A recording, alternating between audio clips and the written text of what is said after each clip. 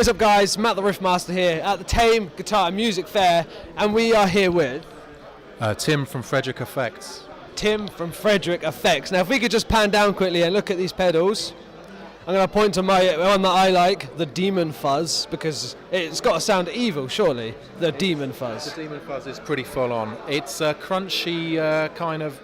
It's not the craziest fuzz. The craziest fuzz is just called the standard fuzz. That makes no sense. No, not at all. But the Demon Fuzz is essentially electro-harmonics muff fuzz, which was a very popular pedal back in the day. And it's, we've been building those for a few years. So where did this start for you? Building these pedals, like how long have you been doing it, and where did the inspiration come from? We've been doing it for about 5 years, and I started doing it when I quit my web development job and decided this would be a better way to make a living.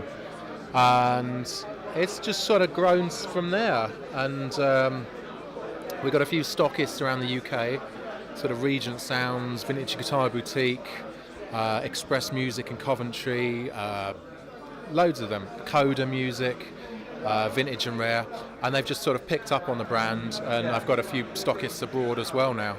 Okay, so I see obviously you do fuzz pedals. What other types of effects have you got going on down here? Fuzz, as you know, is the most important effect because everything else is boring. I don't use effects, so I'll take your word on for that one. Okay, no, I'm being facetious. There's a very nice smooth tremolo called the West Germany tremolo. I do clones, versions of the clon Centaur. Right. There's a zombie clon, which is a single clon in a small enclosure for only £125. Same with the Golden Eagle, and the King of Clon is 2 in 1 enclosure. Wow. I don't think anyone else does that, and it costs 225 quid because there's so much hand wiring in it that it takes forever to build. So you do these by yourself?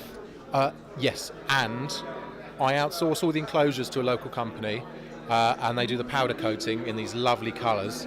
They do this, and a different company in Leighton Buzzard do all the screen printing for me, and I design the circuit boards, and occasionally I get outsourced that as well. Wow. So I do have a question. I've thought about this with a lot of pedals in the past. For example, the Demon Fuzz and the zombie one? Zombie clone? Yeah. There's a zombie clone. Where does the name come from? What made you choose zombie clone? That's a good question. Does it have anything to do with zombies at all? Oh wait, to be honest, the zombie clone the clone is from the Clon Centaur. I don't actually know where the zombie clone name came from, but my partner Stacey, she did a lovely little zombie centaur guy, so we've just kept that on, and that's on the pedal. Others, like Do the Weasel Stomp, that's because it's based on a pedal called the Systec Harmonic Energizer that Frank Zappa used. And Frank Zappa did the Weasels Rip My Flesh album, which is, where the weasels come from that. And the Pocket Weasel, ripping his face, is like a cut down version of that, with a slightly wilder fuzz on it. Right. So the fuzz is more abrasive than the dancing weasels. The face ripping weasels are more obnoxious. Okay, so if we could just take a quick look at the You wouldn't want that really, would you? What, the pedal or a weasel ripping your face? The little guy, the weasel. Yeah. Could we get a quick shot of that? Can we focus in on that? No, you would much rather the weasels are dancing nicely than the face ripping weasels. I like the face ripping, but maybe if it was like. But it's good. This is like a fuzz, a germanium fuzz into which is kind of like a rawer, more 60s sounding fuzz. Right. But it's also got the frequency control. There's 2 different versions, so you can have a normal frequency control like you would get in a muff or something. Yeah. And a coctoir, so it kind of makes like a wah-wah pedal. So, that's cool. So it's you've got 2 different frequency controls. And that call that a circuit snippet, that turns up again in this pedal. So you would have like the frequency control there, which by the flick of a switch you can have as a normal frequency control or as a coctoir.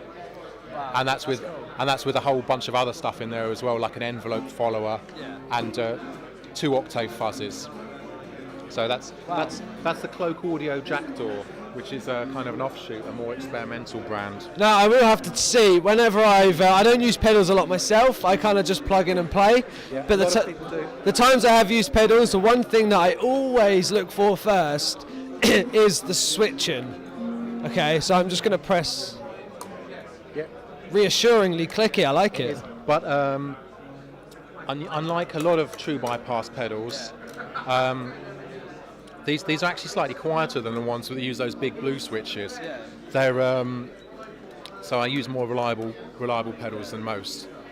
Some of these are buffered, some of them are true bypass.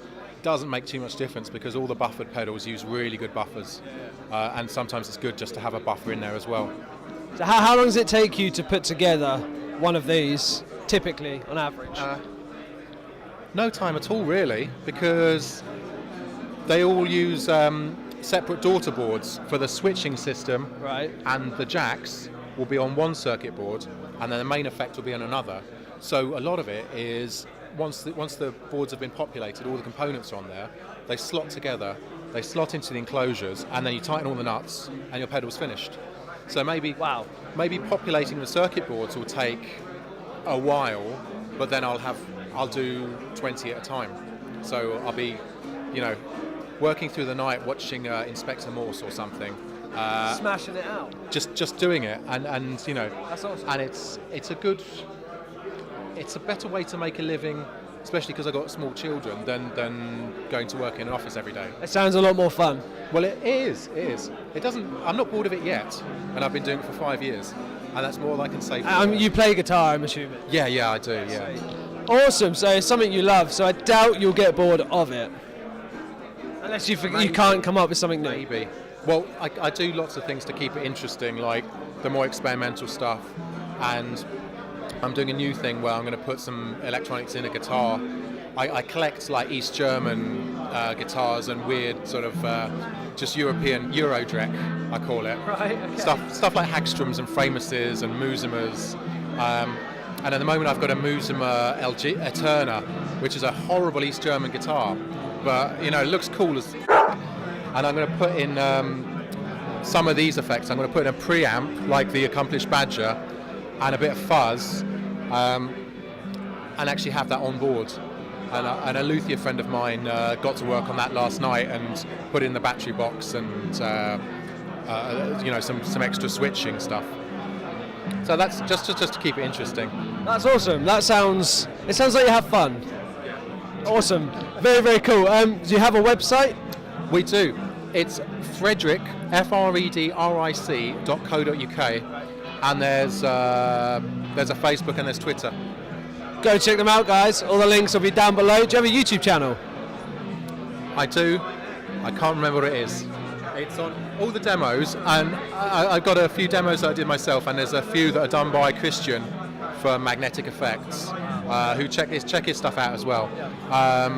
He can actually play guitar, whereas I'm terrible at it. Right. He's done some really good demos. So, but they're all linked on the website. Sweet. So guys, go check them out. There's some really cool looking pedals here, and maybe one day we'll get some on my channel to check out. Maybe the Demon Fuzz and the face ripping weasel, which could be quite interesting. Definitely. Right. So now at the end of the interview, I'm gonna say rock out, be awesome, and then we both go see ya.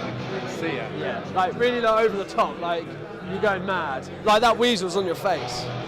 Okay, guys. So as always, rock out, be awesome. See ya!